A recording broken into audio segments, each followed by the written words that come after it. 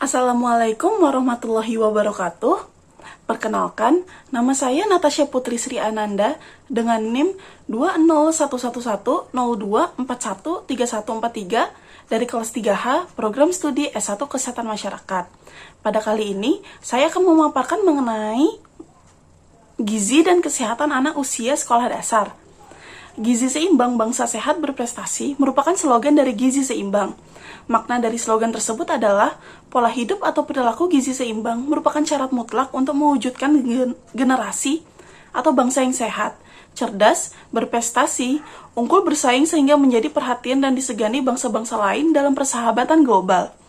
Kandungan makanan dengan gizi yang seimbang menjamin terpenuhinya kebutuhan tubuh beserta aktivitasnya.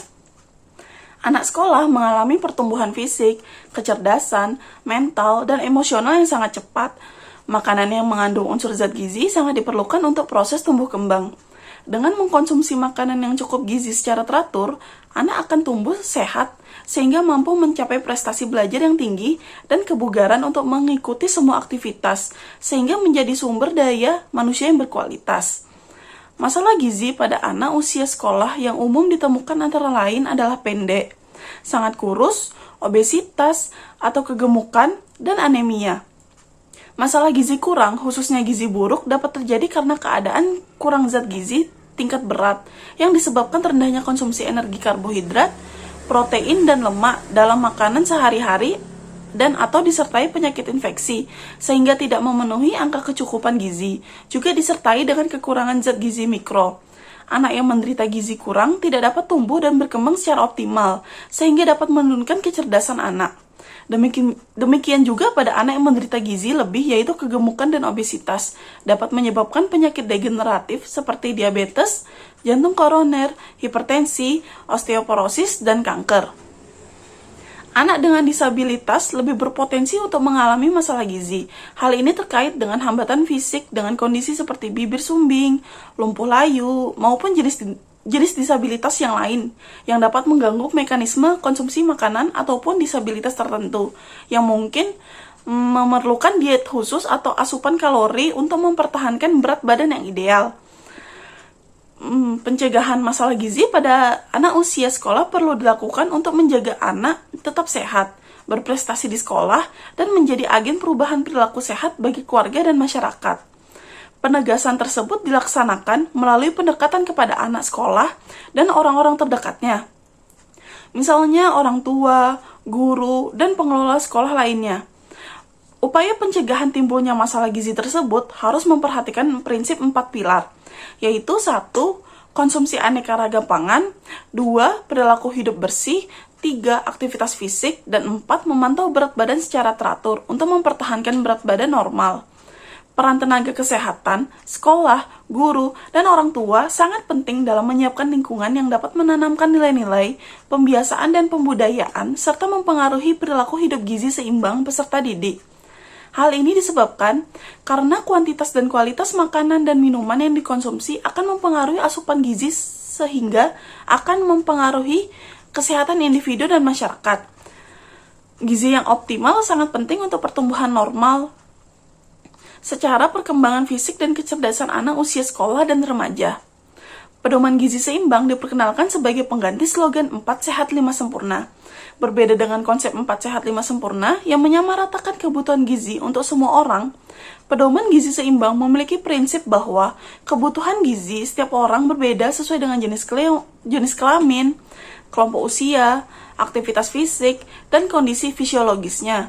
Di samping itu, untuk mencapai gizi yang seimbang, tidak cukup hanya mengatur pola makan saja, tetapi juga harus memperhatikan aktivitas fisik, perilaku bersih, dan pemantauan berat badan.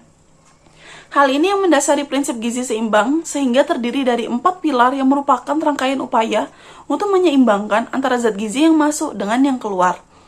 4 pilar gizi seimbang tersebut adalah 1. Mengonsumsi aneka ragam pangan. Mengapa harus beraneka ragam? Karena tidak satupun jenis makanan yang mengandung semua jenis zat gizi yang dibutuhkan tubuh untuk menjamin pertumbuhan dan mempertahankan kesehatan kecuali ASI untuk bayi baru lahir sampai berusia 6. 2. Membiasakan perilaku hidup bersih. Mengapa harus hidup bersih? Dengan hidup bersih, kita dapat terhindar dari penyakit infeksi atau menular. Penyakit infeksi dan status gizi memiliki hubungan yang saling mempengaruhi. Seseorang yang terkena penyakit infeksi akan mengalami penurunan nafsu makan, sehingga jumlah dan jenis zat gizi yang masuk ke dalam tubuh berkurang. Perilaku hidup bersih yang perlu dibiasakan antara lain: pertama, selalu cuci tangan dengan sabun dan air dengan air yang mengalir sebelum makan, setelah buang air besar dan kecil, setelah bermain, setelah memegang hewan, dan sebelum menyiapkan makanan. Kedua, menutup makanan yang disajikan agar tidak dihinggapi lalat dan binatang lainnya serta debu. Ketiga, selalu menutup mulut dan hidung bila bersin agar tidak menyebarkan kuman penyakit. Keempat, atau yang terakhir, selalu pakai alas kaki agar terhindar dari penyakit cacingan. Terus yang ketiga, melakukan aktivitas fisik. Aktivitas fisik bermanfaat bagi setiap orang karena dapat meningkatkan kebugaran, mencegah kelebihan berat badan, meningkatkan fungsi jantung, paru dan otot. Pada anak sekolah, khususnya di perkotaan, kini mulai dijumpai masalah kegemukan dan obesitas. Salah satu penyebab masalah kelebihan gizi adalah adanya ketidakseimbangan antara asupan makanan dan aktivitas fisik, di mana asupan energi jauh lebih tinggi daripada energi yang dikeluarkan melalui aktivitas fisik. Aktivitas fisik tidak harus selalu berupa olahraga. Segala macam aktivitas seperti bermain juga termasuk dalam melakukan aktivitas fisik. Terus yang keempat, atau yang terakhir, memantau berat badan secara teratur. Salah satu tanda atau indikator yang menunjukkan adanya keseimbangan zat gizi di dalam tubuh adalah tercapainya berat badan normal, yaitu berat badan yang sesuai untuk tinggi badannya. Indikator tersebut dikenal sebagai indeks massa tubuh IMT. Untuk anak usia sekolah, IMT harus disesuaikan dengan umurnya untuk menentukan status gizinya. Dengan rutin memantau berat badan, maka kita dapat mencegah penyimpangan dari BB seharusnya, dan apabila terjadi penyimpangan, dapat segera dilakukan langkah-langkah pencegahan dan penanganannya. Pesan khusus gizi seimbang untuk anak sekolah. Yang pertama, biasakan makan 3 kali sehari, pagi, siang, dan malam bersama keluarga. Pesan khusus gizi seimbang untuk anak sekolah. 1. Biasakan makan 3 kali sehari, pagi, siang, malam bersama keluarga. 2. Biasakan konsumsi ikan dan sumber protein lainnya. 3. Perbanyak konsumsi sayuran dan cukup buah-buahan. 4. Biasakan bawa bekal makanan dan air putih dari rumah. 5. Batasi konsumsi makanan cepat saji, jajanan, dan makanan selingan yang manis, asin, dan berlemak. 6. Biasakan menyikat gigi sekurang-kurangnya 2 kali sehari setelah makan pagi dan sebelum tidur. 7. Hindari merokok. Baik, sekian dari pemaparan saya. Mohon maaf jika selama pemaparan ada kata yang kurang berkenan. Terima kasih. Wassalamualaikum warahmatullahi wabarakatuh.